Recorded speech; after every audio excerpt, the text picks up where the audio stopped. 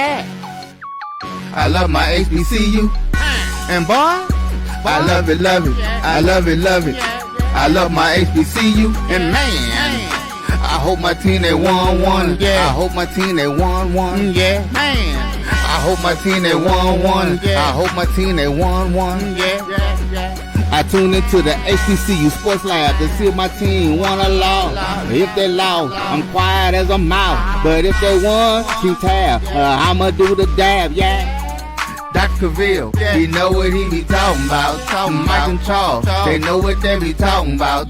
They compress the analytic data with the hip hop. If you know them like I know them, they gon' tell you if your team, if they won or lost, and who the ball. So listen to Professor, yes sir, and pay attention, cause he gonna teach a lesson.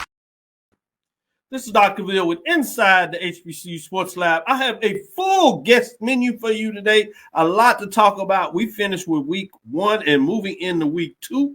We'll talk a little bit about it. We'll float around and give you some updates in terms of the big news of the week. With that being said, welcome to episode 540 of Inside the HBCU Sports Lab, radio show and podcast, the show that's covering the sporting HBCU diaspora. All things HBCU sports for institutions large and small, from NAIA to the NCAA. We share insights and information on the HBCU sports culture, HBCU athletic aesthetics, to facilitating the story of HBCU athletic programs in the business of sports. Simply, we just call it the HBCU sports pedagogy. I'm your host, Dr. Kenyatta Cavil, along with my co-host, Mike Washington, Charles Bishop, as well as Winston and AD. We're filming from our home studios and sending a signal live to KCOH 1230 AM studios with the Texas. Ralph Cooper in the beautiful home of Texas Southern University from Houston, Texas. You see the stars of the show. You have Charles Bishop, Mike Washington. He likes to go by Big Mike. I'm still trying to figure that out, Charles. That's a little well, I have to shout out Big Mike and all you 1876 cohorts. You guys spelled a brother well this past weekend. I really appreciate it. we got you back early. Great tailgate. Then we got Wilton Jackson II, AD Drew, showing us some love, some of the best men in the group. As we said, get prepared. We're going to do a spinoff. We're going to try to give you Inside the HBCU Sports Lab every day of the week. So as we get through this week, we may have a surprise for you. But as we look forward to next week, it's really going to get interesting. As you'll see some of these familiar faces that you've seen gets with us, spin off and be a part of the show, but kind of go in their own way to lead things and make sure that you get HBCU sports from the lab perspective, the business perspective, every day of the week. We just did our first debut of the Sunday Show. A lot of great comments, brought a coach in terms of asking him questions on rat poison. He over there with Clark Atlanta University. Wait till he sees the poll ranking. We'll do mid-major on Thursday, so he got a little way. Don't have to worry about it. It'll be closer to game week, so it'll be a little harder for coaches to put the bulletin material up in case he moves up the poll rankings, which I believe I have some sneaky indication that will be the case. We got a couple of more voters on there. We got AD Drew Bryan. I'm trying to get Charles and Mike to vote on there, but I don't understand. They join the show. I guess they just like to see it unveiled and do their part. Wilton, this is your invitation. If you want to vote on the poll, just send me a top 10. Okay. Top 10, major and mid-major. You can decide on do both or either, or that's up to you. And I will put them into the and we'll get it done. Charles and Mike used to do it, but they've gotten so important that they don't even. I'll make sure to get them in. I don't know what it is. You know, just trying to do a little demon. I'm just trying to do a little demon. That's all. Come on, Will. That being said, what's on your mind, Charles? Whatever. Teacher's pet.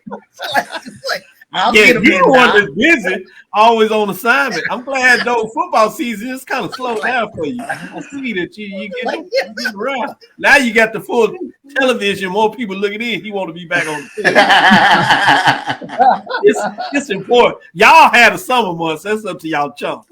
He take vacation then. He got travel. Now he's like, all right, I'm good. Right. Now I'm back. Yeah. I'm gonna go to you, Charles. What's on your mind, man? Yeah, let's take a look. We got some weekly honors coming out here. First week of football, North Carolina Central's running back Jabari Taylor was named the MEAC Offensive Player of the Week, presented by Coca-Cola. As well, his fellow North Carolina Central Eagle, Cole Jones, who earned Defensive Player of the Week honors, while South Carolina State's Kyle Gallegos was named the Rookie of the Week, and Delaware State's Isaiah Cook and Morgan State's Beckett Leary received Offensive Lineman of the Week and Specialist of the Week accolades, respectively. Let's take a look at Jabari Taylor, 5'11", 200-pound running back from Charlotte, North Carolina. He amassed 128 rushing yards and was responsible for 3 touchdowns in North Carolina Central's 31-24 win over Alabama State. Cole Jones, defensive back from Chesapeake, Virginia, he picked off a pass and returned it for a 31-yard score in the second quarter of the Eagles' win over Alabama State in the Orange Blossom Classic. He also collected 6 solo tackles and registered 1.5 tackles for a loss in North Carolina Central's season opener. Kyle Gallegos, young man from Fort Worth, Texas, recorded 2 field goals, 35 and a 37-yarder in the Bulldogs game against FAMU. He also registered 238 yards on kickoffs with 1 touchback and a 59.5-yard average. The offensive lineman, Cook, he recorded a blocking grade of 90%, 3 pancake blocks and 5 sacks. Yielded playing in guard position for Delaware State, accumulated 295 offensive yards against Sacred Heart. His efforts led to 17 points in Delaware State's victory. And finally, Leary helped the Bears pick up a 30-28 victory over the Hampton Pirates. The kicker connected on a 23-yard field goal while going 3 of 4 on PATs. Leary also amassed 371 yards on 6 kickoffs and 2 touchbacks with a 61.8-yard average. So those are your players of the week in the MEAC. Kudos to the players of the week of the MEAC. Good stuff, Charles. Mike, what direction you going? So, yeah, before we, I guess somebody can cover the SWAC players of the week, but I want to talk about this FCS Coaches Poll where the Rattlers were ranked. All right, I think they're number 24. So, Florida A&M 2-0 start earned them a measure of respect in Tuesday's American Football Coaches Association FCS poll. Yay, Rattlers. I'm not going to do that disgusting thing you do, whatever. Yay, Rattlers. The Rattlers, they to their credit, they overcame this 11-point deficit. I watched the game in the suite with Doc. I actually thought South Carolina State, I thought the Bulldogs had an upset, but that was not, it wasn't to be the case. So, nevertheless, they received 82 points. My concern is North Carolina Central surprised a lot of folks. They didn't have Superman's cape to tug on. Davis Richard wasn't there. They had a new game, and yet they pulled out a convincing victory, and they only got 33 votes. I think they should be in the top 25. Delaware State got 14 votes, but they shouldn't be in the top. Come on, Delaware State. It's only Sacred Heart. Put away your anointing oil. Relax. Take a deep breath. Woosah. It's only Sacred Heart. So whoever them 14 votes are, just relax. Let the rest of the season transpire. Tennessee State, I thought they should have earned a couple of more. But I wonder if some of the folks that vote in this are the same folks that vote in Dr. Cavil's poll. We'll see. But anyway, the Rattlers, they faced another ranked team this weekend. They got to face Miami, so that'll be an interesting matchup. But top 25 hats matchup. off to FAMU. Exactly. So Too we'll bad see. one in So that's FBS. my news of the day.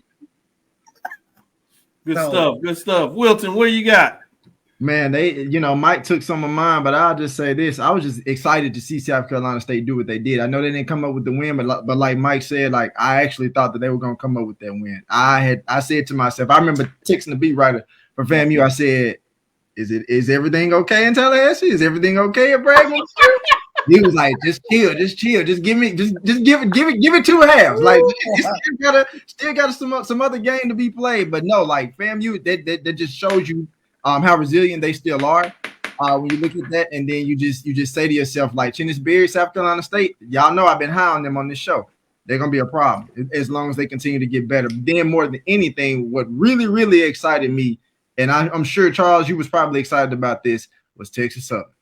Hey, Getting that win against Prairie View. I'm sorry, Mike, but I had to say that, I was really proud to see Chris Dishman get their first win in the Labor Day Classic. I thought it was good. I'm excited to see what they can do as the season continues to go on. It was a big Yeah, win. yeah, they did okay. They did okay.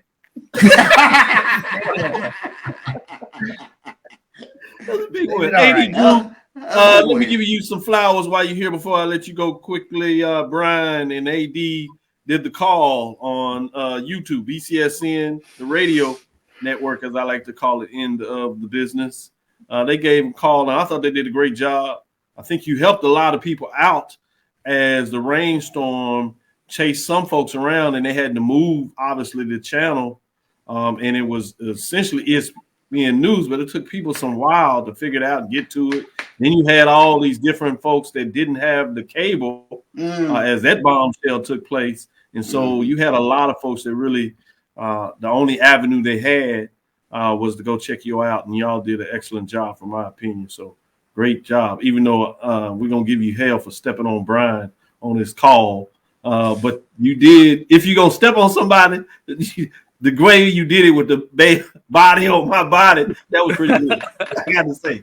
But with that being said, what area interests you? What was the big game that kind of stood out to you? I'm going to go with you from that in News of the Week. Actually, you kind of touched on it, Dr. Cavil. A lot of people did find us. And then I found out a little bit after the game why our numbers were where they were, considering we did not really put out the fact that we were doing that radio broadcast. We mentioned it, but we didn't really advertise it. Dr. Cavil, you got to see both your alma maters play at the same time. Mike, you got to see your alma mater play. Charles got to see his alma mater play. Wilton got to see his alma mater play. But when I get back to the hotel to go watch Tuskegee and Johnson C. Smith, I get this message on my DirecTV app on my iPad that DirecTV and ABC basically can't figure out. You got billionaires fighting billionaires over money, and I'm stuck in a hotel in Miami Gardens, Florida, with no game to watch. And I had Prairie View alumni that same point. They were trying to watch the game. They were cursing literally DirecTV. They were like, forget. I can't say what they really said. They were like, whatever with DirecTV, because whatever was going on with DirecTV, they couldn't get the games. I have to take this one step further, though. Until this year, I could always count on Frank Lee and whoever his partner was, has been Ken Woodard for the last 3 years, to have an audio broadcast somewhere for Tuskegee home games. Not this year.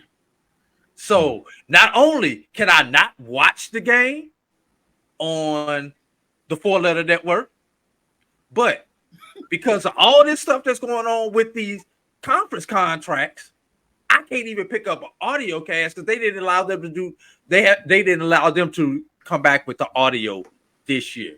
So I am doubly upset that I had to sit and watch other people tweet about the game. I'm kind of glad I didn't see it because we lost the game, but that ain't the point. It's just the fact that, especially for us in the business that we do, where we need to see it in order to report on it, I can't see it. But my article would have normally came out today. I'm still trying to figure out how I'm going to get around to get those links for everybody, and hope they don't have DirecTV when they go to click on them links on the article and be able to go to their favorite ESPN channel. Because, as you know, you have to have a subscriber in order to use your ESPN app. So I'm doubly screwed. I'm off my soapbox. That's a good soapbox because you laid it out. It's just doubly screwed. And I think a lot of people felt like that. They were just screwed. Doubly screwed, triple screwed. No video, no audio. With that being said, let's go to our first break. Come back on the other side. It's time to unveil the Mage Division top 7. Let's see what it do, baby. Be back on the other side. Yeah.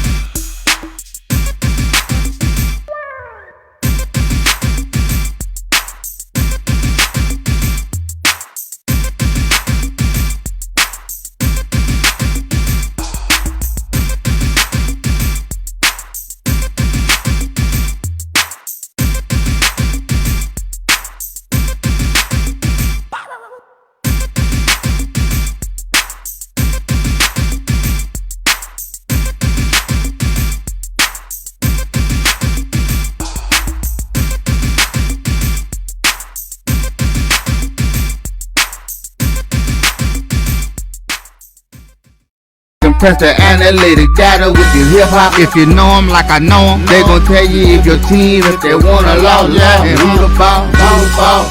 So listen to Professor, yes sir, and pay attention, cause he gon' teach a lesson. This is Dr. Bill with Inside the HBCU Sports Lab with Mike Washington, Charles Bishop, as well as Wilton Jackson II, as well as A.D. Drew. A little tongue-tied there today, Mr. Jackson. You got it right. I know, but it ain't supposed to take that long.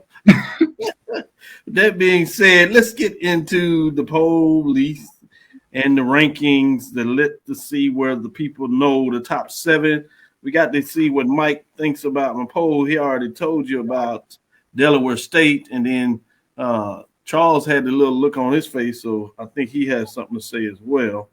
We'll see what that looks like. We had 3 teams that dropped out of the poll rankings this week.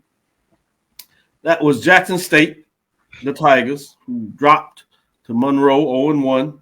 Howard Bison, they lost to Rutgers, and they fell to 0-1. And then you had South Carolina State Bulldogs as they lost to FAMU Rattlers after holding the lead for much of that game. With that being said, let's get into the top 7. As you see, top 7 is Alabama State. They were ranked 5. They fall 2 spots.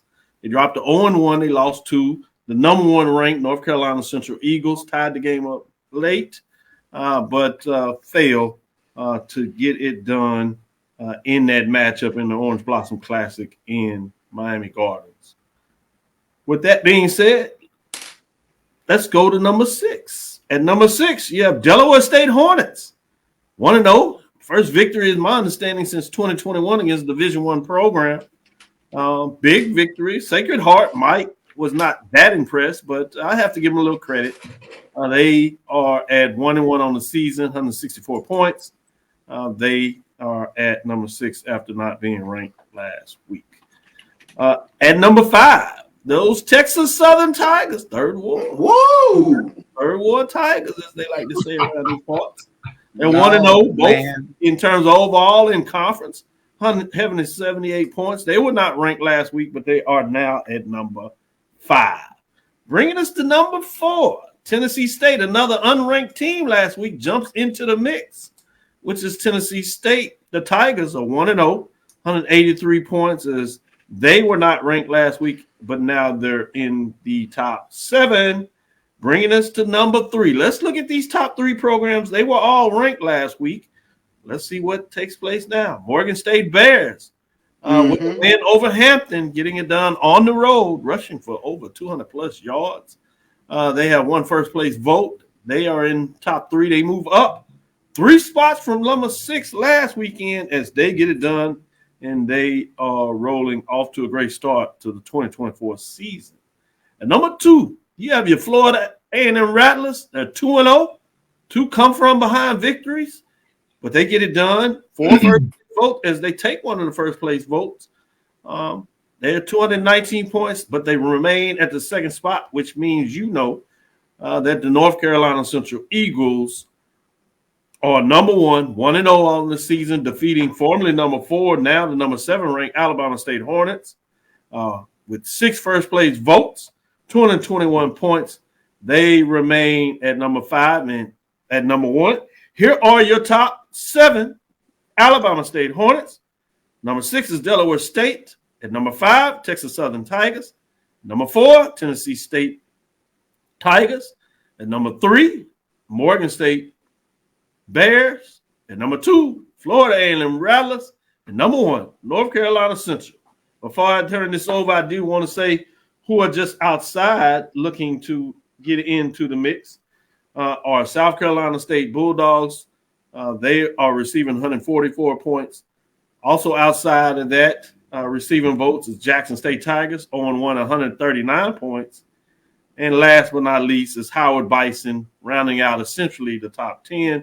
Just outside of the top 7 is the Howard Bison, who are also 0-1.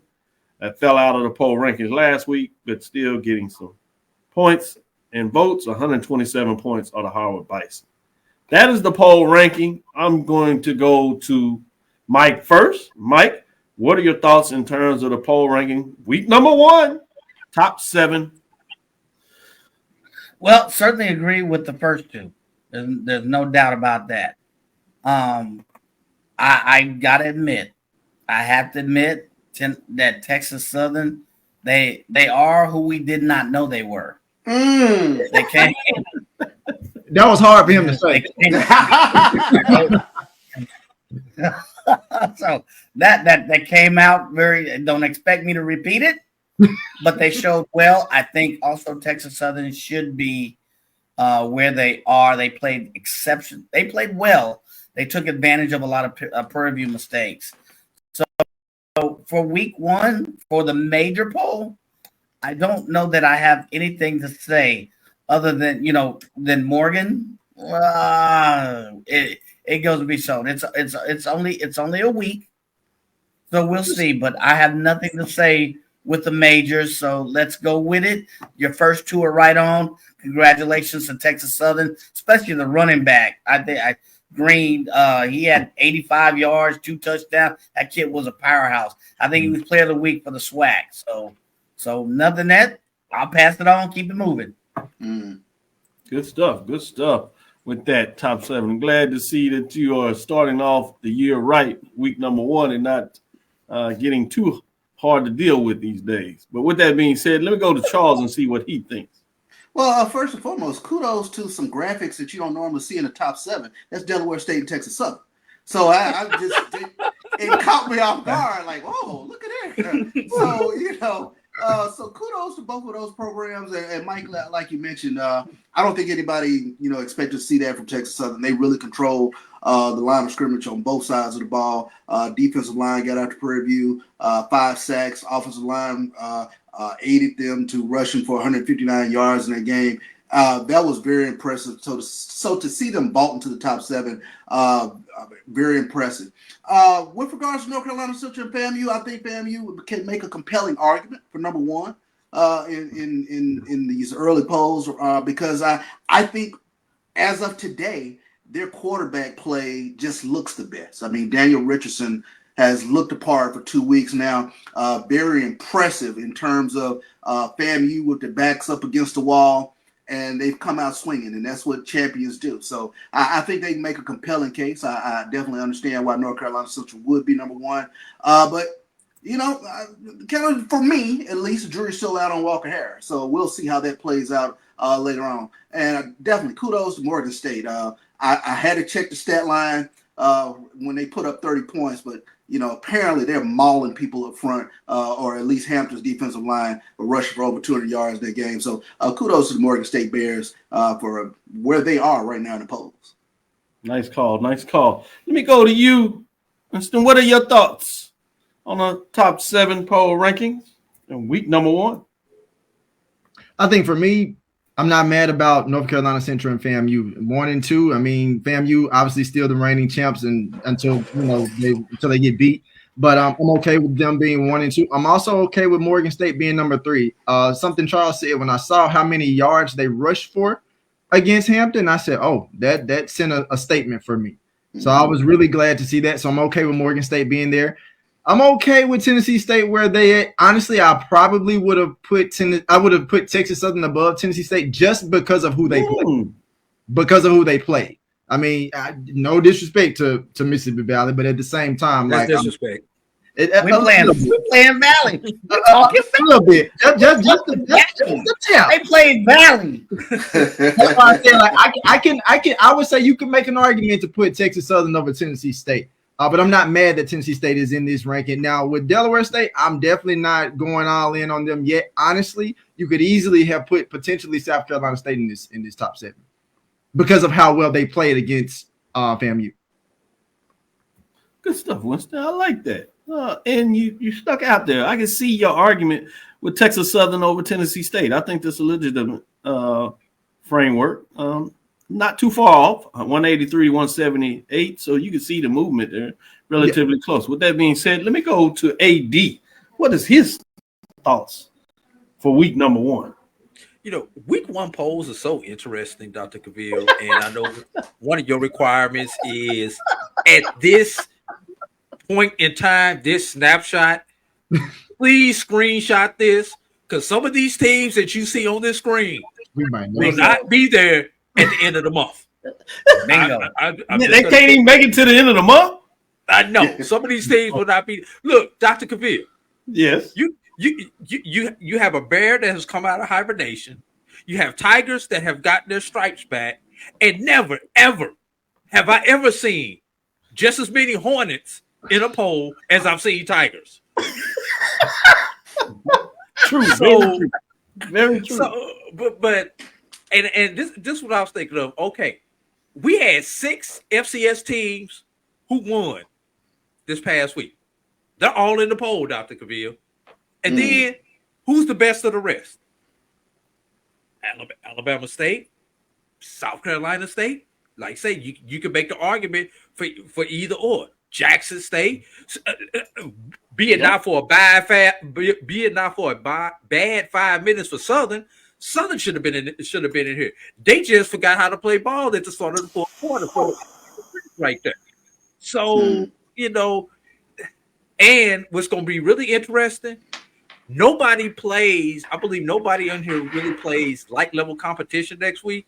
Either everybody's playing up or everybody's playing down. So it's really going to be interesting. This is going to be the most fluid. These first 3 weeks are going to be so fluid, Dr. Cavil. So fluid. It's sickening. Great points. And you led right into our third segment where we're going to talk about some of those matchups where it's featuring 8 teams. 8 HBCU FCS D1 programs are playing D2 programs. So we're going to take a break. We're going to come back on the other side and talk about some of those matchups, and we'll see what the gentlemen think about these D2 versus FCS Division 1. Do they see any upsets? So will teams get trounced? I want to know what direction they're going from. With that being said, let's take our next break. We'll come back on the other side, and we'll break that down for you. Hey, grab me one too.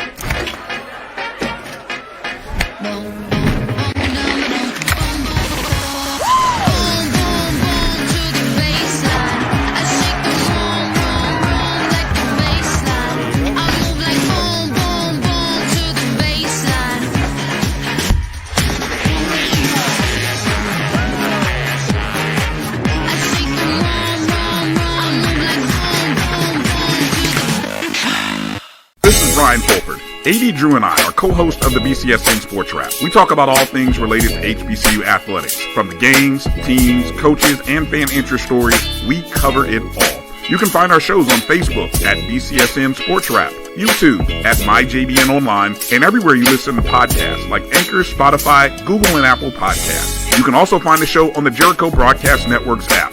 Make sure to download. We look forward to you joining the conversation and being a part of the show. This is the Dean of the College of HBCU Sports, Kenyatta Cavil of Dr. Cavil's Inside the HBCU Sports Lab with Mike Washington and Charles Bishop.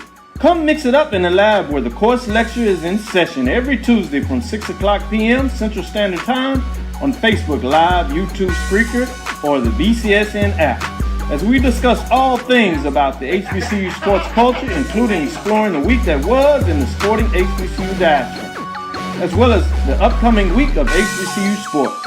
With me, the Dean, the College of HBCU Sports, on Dr. Cavil's Inside the HBCU Sports Lab with Mike Washington and Charles Bishop. Course lecture dismissed. Choice Hotels is a family of brands that helps you get the most for your money so you can be any traveler you want to be. You could be a free hot breakfast hero at a comfort hotel. Yes! That's how you waffle. Mr. This Script got a plot twist at a Radisson hotel. A business big leaguer. Go for key. Even the ultimate pool float inflator. With 22 brands and the best value for your money, Choice Hotels has a stay for any you. Book direct at choicehotels.com, where travels come true. Gotta get the corners. You're looking for the latest information on Southern University sports, the Southwestern Athletic Conference, and HBCU athletics. There's only one place to go. Tune in to the Carlos Brown Show, exclusively on the Black College Sports Network. Compress the analytic data with your hip hop. If you know them like I know them, they gon' tell you if your team, if they want to love, and who the ball. So listen to Professor, yes sir, and pay attention, cause he gon' teach a lesson. This is Dr. Cavil's Inside the HBCU Sports Lab with Mike Washington, Charles Bishop, AD Drew, and Wilton Jackson II. With that being said, I promise we want to focus a little bit on this D2 HBCU matchups. I'm fascinated what that looks like. There's 8 games. And Charles, I don't think since we've been doing this that I remember a weekend where there was so many matchups. We maybe see 3, 4, maybe 5, I think, in the max. But we actually have 5 in the SWAC. Check this out. You have Miles at Alabama State. Rivalry between Alabama schools. I see Charles picking his eyes up there, particularly what's going on. I want to see what his thoughts are there. Then you go to Kentucky State at Alabama A&M. You have Lane at Jackson State.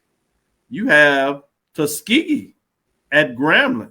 Interesting with those two brands fighting off. AD Drew and Brian talked about, and AD put it on the table, which is fascinating to me, that these teams have only played 3 times. And the last time they played, they were led by legendary coaches that we talk about in terms of those matchups. So then you have also Savannah State, if you would, at Southern, to give you some indication of the 5 games that are just in the SWAC.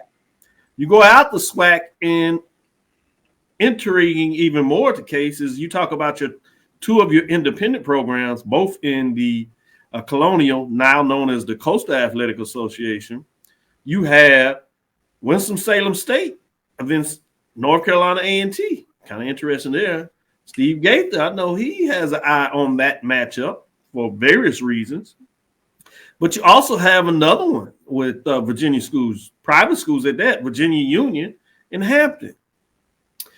The MEAC is not to be done. They do have one matchup that features Virginia schools, which is Virginia State and Norfolk State. So you have literally 8 of these games.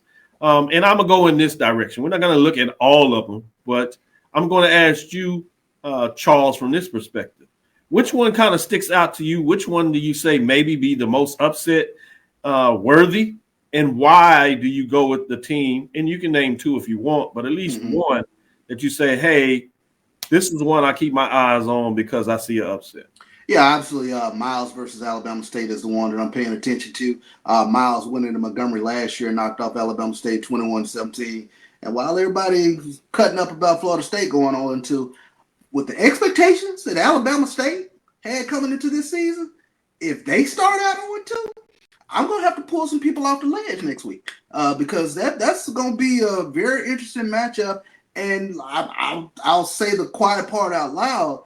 Alabama State has to get better production from their quarterbacks. We get it. Andrew Body can run the football, but 61 yards passing from Jonah O'Brien, that's not going to get it done. And I get it. It was rain, but out of those 5 passes completed, 2 went the other way. So, that's some concern for me with regards to Alabama State's quarterbacks. And I think that's well-founded. Anytime you're playing 2 quarterbacks, you're going to have questions. Yeah, and you had the SWAC media football coaches call this morning. They moved it from Monday to today. So fascinating to see what goes on there in terms of those talks. And you got a little questions about that. So that's a good one when you talk about Miles College over Alabama State. Mike, I'm going to go with you in terms of this direction. Which one of these games interests you the most because of the matchup, either the uniqueness of the matchup or the rivalry part of the matchup? Which direction do you go? Ooh, if I go along those lines, you're gonna switch up on me. I'm gonna go with first Tuskegee Grambling. Not because they've only played 3 or 4 times. I think it's an interesting matchup, to say the least. Not that Tuskegee's going to come in because, correct me if I'm wrong. I think Tuskegee, I think they let a goose egg or whatever this past week. But that one, and then also going back to the Miles College matchup as well, because of the past loss, I would kind of look my eyes on that. You have Andrew Body supposedly with a hurt hand. Yeah. Same thing Charles was saying. I'm kind of keeping my eye on that one. So those 2 games are kind of intriguing. What does Grambling look like? They were 0-1. Tuskegee, they didn't have the best performance. That's historical colleges. From a historical perspective, I'm looking to see what that one looks like as well, just out of pure curiosity. 80 Drew, I know in some ways that's probably the game that you have a focus on for various reasons, not just because of your allegiance to Tuskegee, but just the historical matchup there. Tell us why that's fascinating that teams with this many wins, the pedigree of the coaches that coached in the game during the time they played back in the 40s, if you would. Why is this one intriguing to you? Number one, when they played each other, my mother was 10 months old. I thought about that. Wow. Yeah, my mother was 10 months old. Yes, Edwin, a Tuskegee did help start Grambling, that being Dr. Booker T. Washington. So there is that connection between these 2 institutions. Grambling, although it be a state university, was born out of Tuskegee University. The towns are very similar to each other. The 2 former mayors of these towns are best friends. I know both of them. And we'll play a little clip on the way out about that. But this matchup just intrigues me. When this was announced back in February, Tuskegee alumni were crazy. If they would have announced this game on Monday and they would have put the tickets on sale Tuesday, Tuskegee would have bought their allotment on that Tuesday. That's how excited Tuskegee is about this matchup. We get up for Alabama State, we get up for Alabama A&M, we get up for Jackson State, but it was something about that G that people wanted to see. But I do want to get this, and I'm gonna push on. We cannot let our Southern bias influence this segment, Dr. Cavil, because we need to look to the Northeast, specifically to the state of Virginia, where you could have not one, but both Division IIs beat their FCS brethren. I'm glad you went there. Good stuff. That is the Virginia Union over Hampton. Virginia Union put up 60 points. Now, it was Kentucky State, but hey, they did what they did. Hampton struggled, particularly against the run. Virginia Union is one thing we know they can do. Jada Byers. Jada Byers. You know one thing they can do. Jada Byers. Charles, say it again. Jada Byers. Thank you. So intriguing there. You got Dr. Henry Frazier III over there at Virginia State. They got a big win in the Black College Hall of Fame game. Didn't look as good as I thought they may have been, but obviously Norfolk State 0-2. This is not the time for them to lose. They lost the close one. They played up FBS, so you knew probably what was going to happen there. But this is a little bit of revenge for them.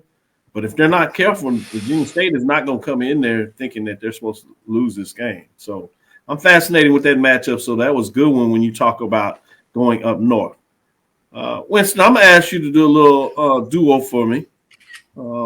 Since you were so upset how low Southern was in the poll rankings, I'm not only going to give you Jackson State because I want you to look at Lane at Jackson State. Lane team a couple of years ago that upset Tennessee State. Right. Is that possible? And the other one I want you to look at to close things out is Savannah State at Southern.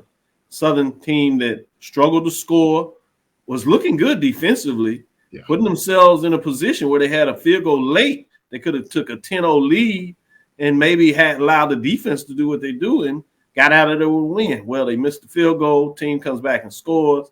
And then they just give up 2 late touchdowns that was demoralizing in less than 4 or 5 minutes, I believe, in that matchup. So what are your thoughts on those two D2 matchups in the SWAC against the SIAC? So a lot of people are going to look at this Lane team and say they hadn't won that many games. But if you peel back the layers and know that this is a Lane team, maybe that hasn't won that many games, but they can score. And that's something that TC talked about in this press conference today. They can score. They can score. They can score. So this would not be the game for Jackson State to come to Mississippi Veterans Memorial Stadium, their first home game of the season, and not performing how they need to as a well-oiled machine on offense. We're really on offense, defense, and special teams.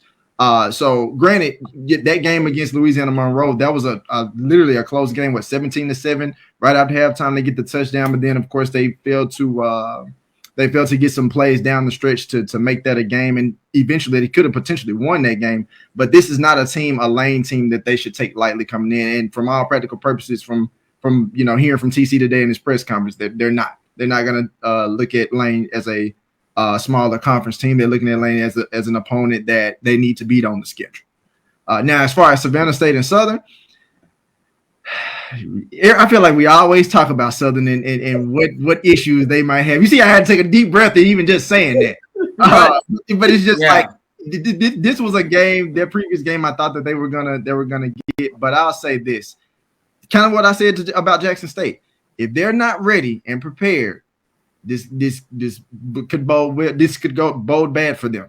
So I'm gonna need Southern to make sure that they fix or make whatever adjustments. Coach Graves, I need him to make whatever adjustments that need to be made to get this win. Because if they don't, if it's too close for comfort, or even if they don't win, which I don't see them not winning, but if they don't win, boy, this would be crazy in Scotland.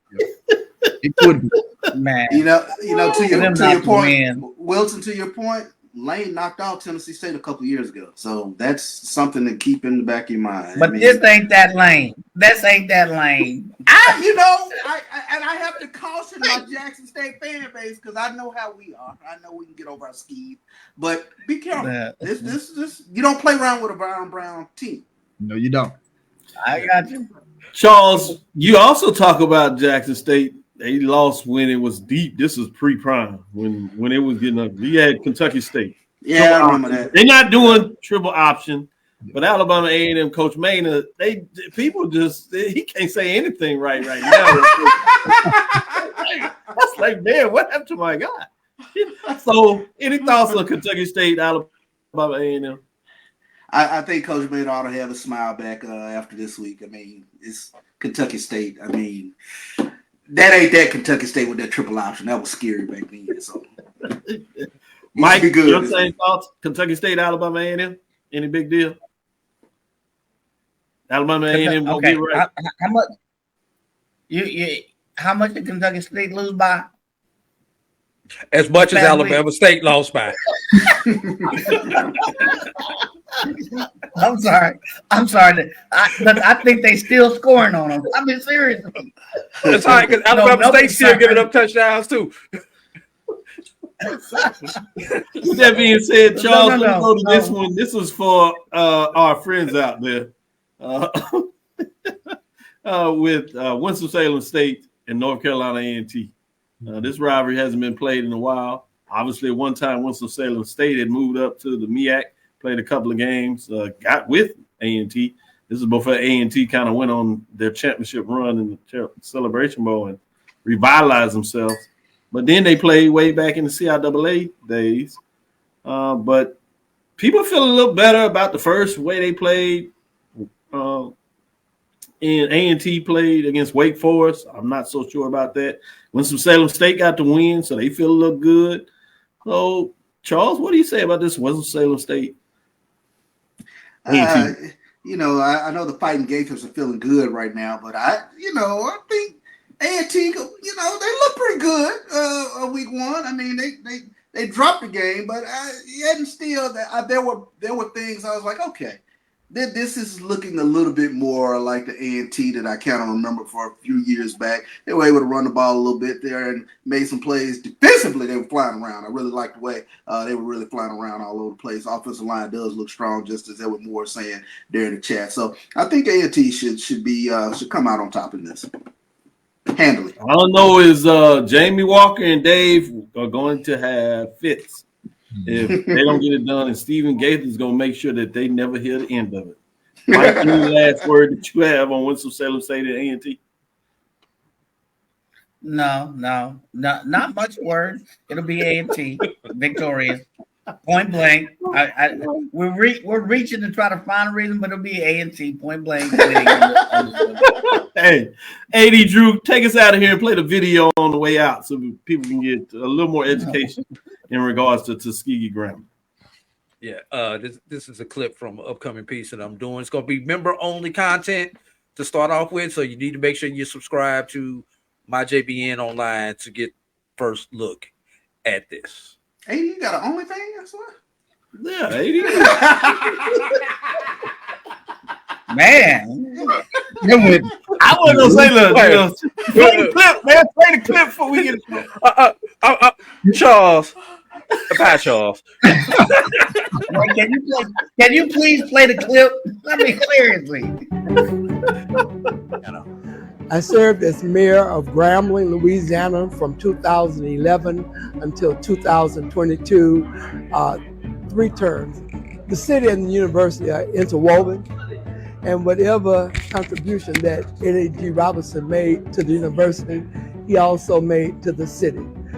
If it were not for Booker T. Washington sending Charles P. Adams in 1901 to start the Negro Colored Industrial Institute, there would not be a Grambling State University. So that is absolutely correct. So we are joined together at the hip. I wish we were in the coming years to do it every year.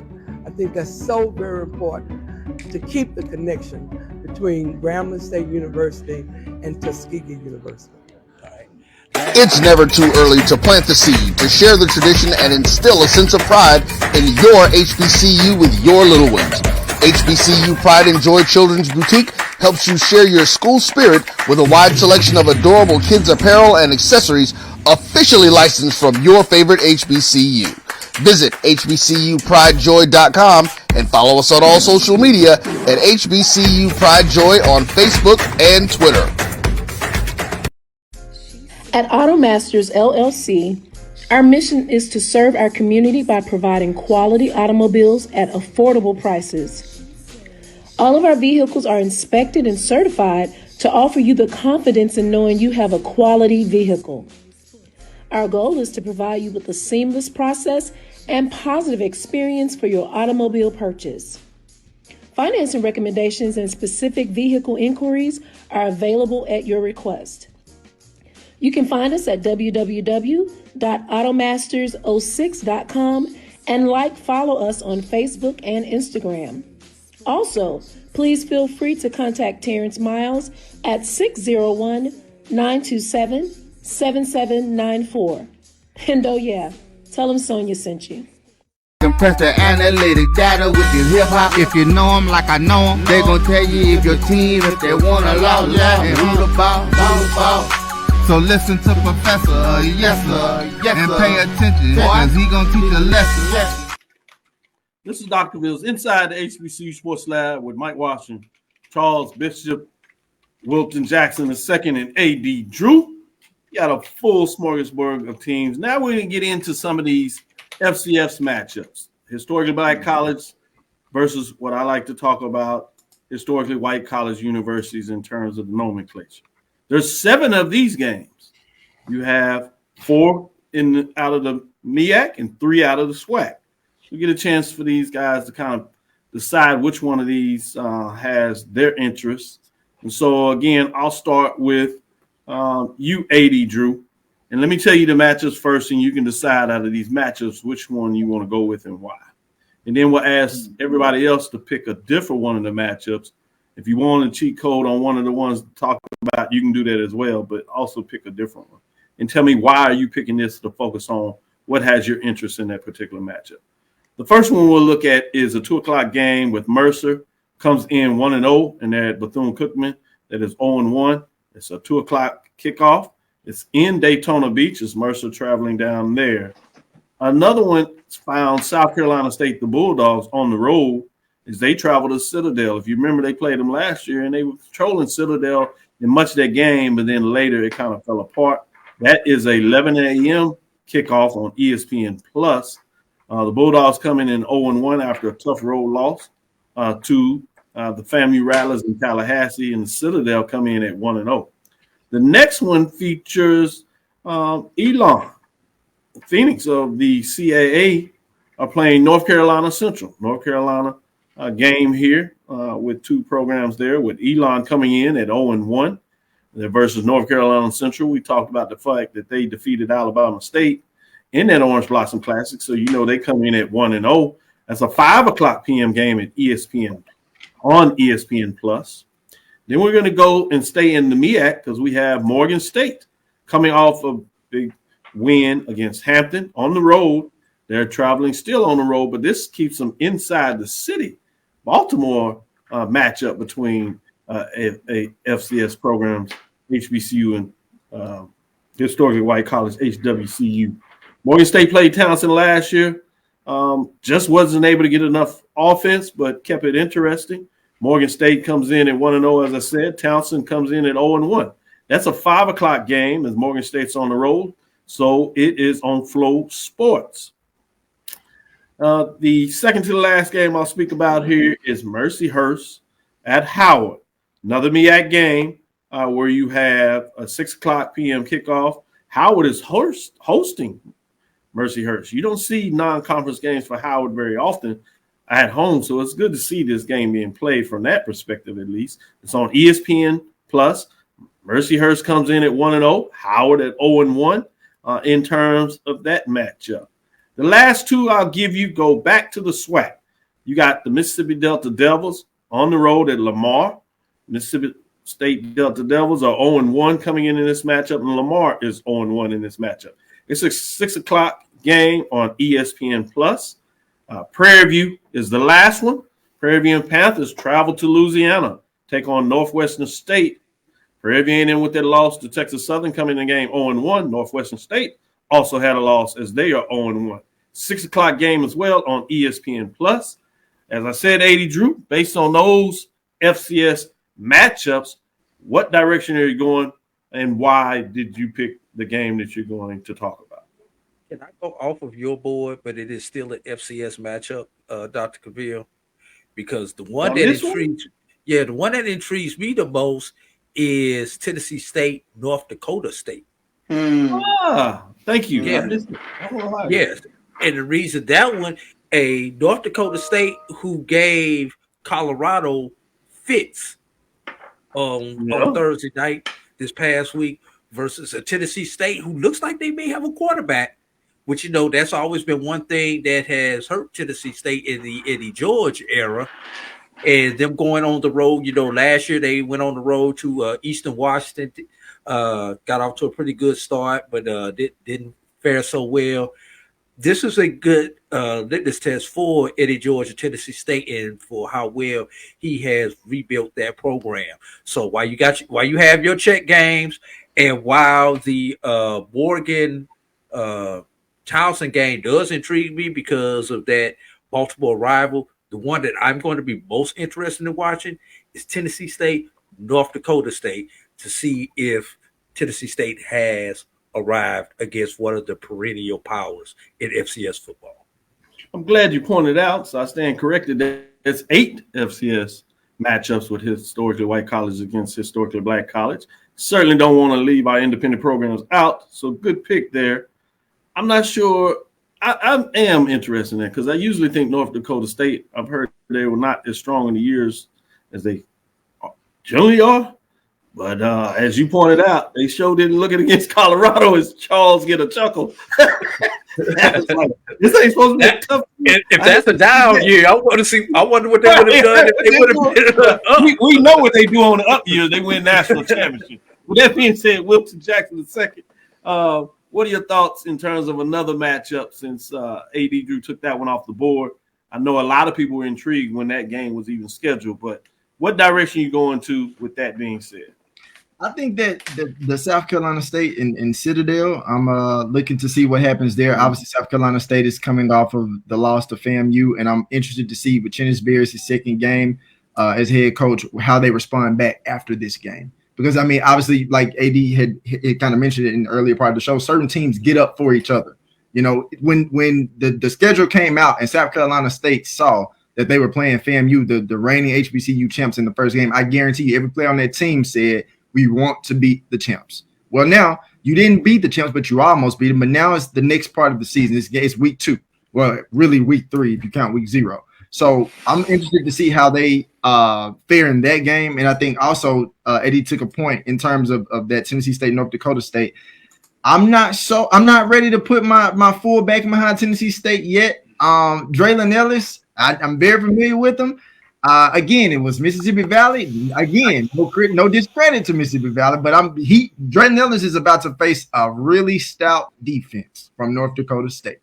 Now, if he plays well, I'm not saying he won't play well because I think he'll do what he needs to do. But if he plays exceptionally well against North Dakota State, then I think we can say Tennessee State has definitely took that next step. But I think the biggest game for me would be the one that I'll have my eye on is that South Carolina State game.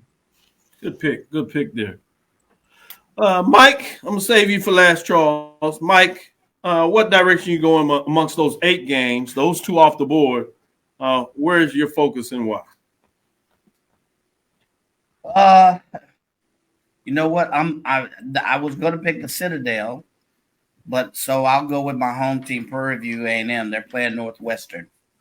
Southland College, if you look at 2021, they were 3-8. They were 3-8, somewhere around there. Last year, they didn't have a win in conference. They lost. They dropped one. I want to say to like Tulsa, like 60-30 or something like that last week. So Prairie View has a lot of people on the ledge. Yes, and a lot of people asking, "What's up?" Saying, "Bubba, what's up?" So if there's any chance for Prairie View to bounce back and pivot this season, it's next week against Northwestern. Prairie View does have a solid win against them 2 or 3 years ago as well. So I'll say outside of Citadel, that one was the one that was the one that first and foremost in my mind. I'll say Prairie View versus Northwestern because they have a chance to say you got a lot of folks on the ledge at Prairie View A&M University right now. If you read the tea leaves, if you read all the blogs. So you have a lot of people wondering, oh, we didn't beat TSU for the first time in 10 years or whatever. They're like, what the hell's going on? So now it's time for them to pivot. So I'll say them against Northwestern State. I'm going to let y'all think about that before I ask Charles to pick his game. The following questions, so I want you to think about it and be able to give it to me really quick. Of those 8 games, what is going to be the record at the end of the weekend for HBCUs? So hold on to that, Charles. first, I want you to answer what game you're looking at and why, and then you can follow up with the record. I might be a little off in picking this game, but I think Texas Southern and Rice is going to be an interesting one to watch. And the reason why I say that, when I look at the bottom tier of FBS teams, I don't see this wide gulf that I used to see. And we saw Rice go out and lay a dud against Sam Houston State. And as often as we've watched Texas Southern over the last few years, the constant is they beat themselves. And this was a game against Prairie View that I saw a very different Texas Southern that did not beat themselves via the penalty, did not turn the ball over. And that's what makes this game all of a sudden intriguing. And what makes it even more intriguing, amidst the hoopla of beating a rival that you haven't beaten in a long time, I talked to Jaron Johnson after the game, and his mindset was, we got Rice next week. I got to get the guys' mindset to make sure that they're right in terms of this isn't a one-game thing. So whatever it is that Chris Dishman has put in the water over there with regards to Texas Southern football program, the guys are drinking it. They're buying in, and that's what makes this game intriguing. That's a good point, and I know that's outside of the FCS matchup. Yeah. That was the FCS-FBS matchup. Yeah. But it's intriguing, and we were going to go in a little more of those on Thursday. So this was a good way to kind of hint at what that looks like. But to your point, when you talk about Sam Houston State, they just moved to FBS, played the first year last year. So they're still trying to do the scholarships. But to me, the biggest point, intriguing since you put that on the table, is that Rice only put up 14 points. Yep. It's not like it was a 34-31 game where you get a field goal late and get the upset. You pounded them, like you said, but it was defensively. They only allowed them to put up 14 points. So it's going to be fascinating to see if they can get up on that. So my second question, if you would, out of the 8 FCS matchups between 5 out of the SWAC, 1 out of the MEAC, 2 of the one in the independent form, if you would, with Tennessee State, what do you think the record is going to be amongst these 8 games featuring that? And let me give them to everybody just so we can run them down. That's Mercer at Bethune-Cookman, South Carolina State at Citadel, Alon at North Carolina Central, Morgan State at Townsend, Mercyhurst at Howard, Mississippi Valley State at Lamar, Prairie View A&M at Northwestern State, and Tennessee State at North Dakota State. Again, that's Tennessee State at North Dakota State, Prairie View A&M at Northwestern State, Mississippi Valley State at Lamar, Mercyhurst at Howard, Morgan State at Townsend, Elon at North Carolina Central, South Carolina State at the Citadel, and Mercy at Bethune-Cookman. Now, Charles, of those 8 matchups, what are the records of the HBCU programs coming out of this weekend against these FCS bowls? I can see 3 and 5. I think 3 and 5 is a good number. I think South Carolina State can go into the Citadel, and I think they can get a win. I also like Howard at home against Mercyhurst, and I like North Carolina Central when they're playing, out of conference. It's just something about them. They play a great brand of football playing out of conference. So I can see 3 and 5. Good stuff. Good stuff. Mike, what's your record? I say 3 wins. I say Citadel is a possible victory. I also say that I say Prairie View, if they have a chance to pull one off against Northwestern, who went winless last season, and the return says, I say that's one as well. That's fair. So, I also like North Carolina Central. I agree they do play well when they play out of conference for whatever reason. Stuff. Wilton, where are you going? I'm gonna say 3 and 5 or 4 and 4. If it gets to be 500, it'll be because Prairie View beat Northwestern State. Good. All right. AD, what's your record? 3 and 5. I'm like Wilton, backs 4 and 4, but I think if it's 4-4, it's gonna be a MEAC sweep. I can see all four MEAC teams winning their non-conference games. So, as a betting man, I'm gonna get 3 of those out of the MEAC. Yeah, that's pretty good. I'm gonna flip it a little bit. I'm interested. I got 5 and 3. I'm going with one that's going to shock everybody in the SWAC, which is Mercer losing to Bethune-Cookman. I like the fact that Bethune-Cookman is at home. They play well. I think Mercer is solid, but I think Bethune-Cookman is really going to shock some people. I like North Carolina Central at home, so you kind of see my theme on that side of it. As you all said, and I agree with you, we've seen that over the last 3 years. Yep. Central and Coach Oliver knows how to get his team up to play non-conference games, which I think is half the battle. The talent is there, but he knows how to do it. They won't be too emotionally high after getting the opening win. There was enough mistakes in that game that he's going to be able to really get their attention. I think he's going to find a way to get that. I believe in Morgan State, coach up there. I think he's going to get Townsend. They're going to find a way to get it done. So that's 3 of them. I'm hedging on Howard. It's I want to believe in them in terms they've been so close. Can they finally pull the trigger? I'm gonna hold off on that one. I am going to go with the Prairie View over Northwestern State. Northwestern State is a team that's just not quite there. So I think that's the way you lean on them a little bit. And now that means I got to pick over South Carolina State or Howard. I'm going to give the edge to the team at home. I'm going to do Howard, with Howard getting it done against Mercyhurst, which means you might even see a 6-2, which I think would wake a lot of people up.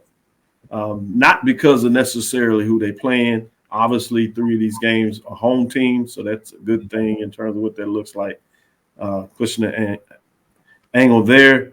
But the fact that you hadn't seen many victories from HBCU FCS, frankly, over FCS historically white colleges. So I can see why a lot of folks are saying, prove it first with the 3 and 5, just because of that matchup. Yeah. But I'm going to flip it. I'm on a roll. I told everybody about Clark Atlanta Panthers. We'll discuss a little more about the D2 programs this past weekend, which means it'll be interesting while I got Bethune-Cookman winning this game. Later on in a couple of weeks, they play that Clark Atlanta Panthers. So one way or the other, we'll see which way that goes. But as we close it there, I'm going to go with that 5 and 3, maybe a 6 and 3. Great show. Gentlemen, thank you for checking out the top 7 list and not crushing me too hard in week 1. I love some of the comments talking about some people need to take a snapshot and savor the moment because it won't look like that at the end of the month. Very true in a lot of ways. But with that being said, exactly, we have D2 HBCU weekend and we have FCS H2 weekend. We do have some teams playing up. We have a couple of conference games, so tune in on Thursday. We'll look at those. But with that, we'll do it bit of the night. Thank you for listening to Inside the HBCU Sports Lab. Make sure you share our podcast with your friends and colleagues. I am Dr. Kenyatta Cavil, the Dean of HBCU Sports, coming from inside the lab in the College of HBCU Sports with Mike Watson and Charles Bishop. Again, we want to thank you for listening to Dr. Cavil's Inside the HBCU Sports Lab with Mike Watson, Charles Bishop, every Tuesday and Thursday. We'll be back at it again. And Sunday at 9 a.m. before you get ready to go to church. Wilton, you can check us out as we're going to break down what took place, and we're going to let you know if you were right or wrong. If, as the intro song says, if your team won, you're going to be dancing. But if you, like Mike, your team lose, you're going to be quiet as a mouse. Right. Or is it quiet as a rat now, Dr. Exactly. We look forward to Thursdays. We discuss the latest in the news. Thank all the lab listeners who continue to join us. Check us out. We might have a tease for something tomorrow, so keep your eyes open. Tomorrow at 6 o'clock, we might have a tease for you. We'll let you know. So follow us on Twitter. That is Inside the HBCU Sports Lab 1, as well as Inside the HBCU Sports Lab on Facebook and YouTube. We'll let you know what that looks like. With that being said, let's see if we can get our homework assignment right. Dream big. Continue to move forward. We will talk with you soon. Charles? Of course. Mike? Lecture. Wilton, I'm gonna go to you instead of AD. I know AD get it right. I'm gonna test you. You know, you skipped class the other day, so I'm gonna see if you read the notes. Dismiss. Course lecture. Dismiss. Thank you. Dismiss. Yay! Yeah, Wilton. My grade rolled on you getting that right, Wilton. I appreciate that. I needed that. Yeah, y'all gonna get some more homework if he got that wrong. No, I can't take no more homework. It's gonna be on him. Oh, y'all not read. Well, what y'all read?